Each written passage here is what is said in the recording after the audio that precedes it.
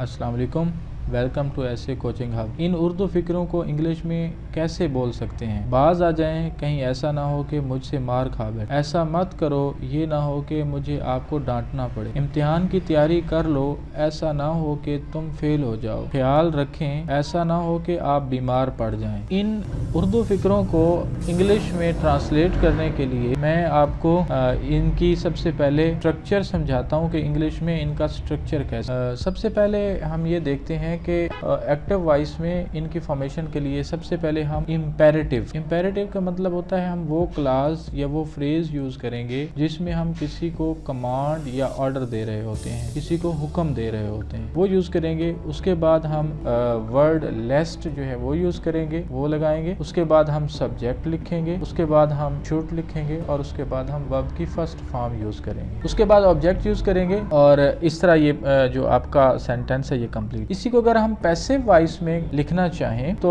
कैसे करेंगे, इसकी हम फॉर्मेशन देखते हैं। इसके लिए जस्ट लाइक प्रीवियस स्ट्रक्चर हम सबसे पहले इम्पेरेटिव लिखेंगे, उसके बाद वर्ड लेस्ट लिखेंगे, उसके बाद सब्जेक्ट लगाएंगे। डेफिनेटली जो सब्जेक्ट होगा यहाँ पे सब्जेक्ट आपके एक्टिव वॉइस की जो ऑब्जेक्ट था उसकी सब्जेक्टिव केस आ रही होगी, वो आप लोग एक्टिव पैसिव के स्ट्रक्चर्स में देख सकते हैं। उसके बाद वर्ड शुड लिखेंगे, देन बी प्लस वर्ब की थर्ड फॉर्म लगाएं और उसके बाद वर्ड बाय प्लस ऑब्जेक्ट, और यहाँ पे ऑब्जेक्ट जो होगा आपकी एक्टिव वॉइस का जो सब्जेक्ट था उसकी ऑब्जेक्टिव केस। तो अभी हम देखते हैं न कि इन स्ट्रक्चर्स को यूज करके हम डिफरेंट सेंटेंसेस कैसे बना सकते हैं। ये पहला हमारा सेंटेंस है, बाज आ जाएं, कहीं ऐसा ना हो कि मुझसे मार खा बैठें।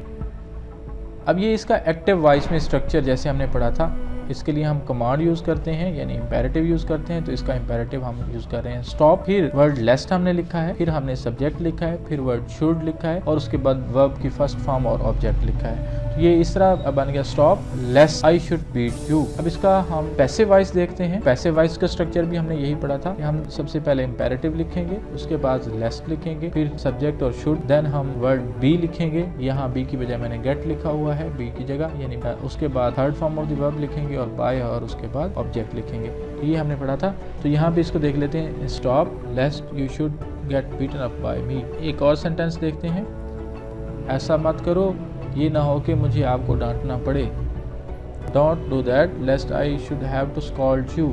इसका पैसिव वॉइस देखें, don't do that lest you should be scolded by me. इम्तिहान की तैयारी कर लो, ऐसा ना हो कि तुम फेल हो जाओ। Prepare for the exam लेस्ट you should fail.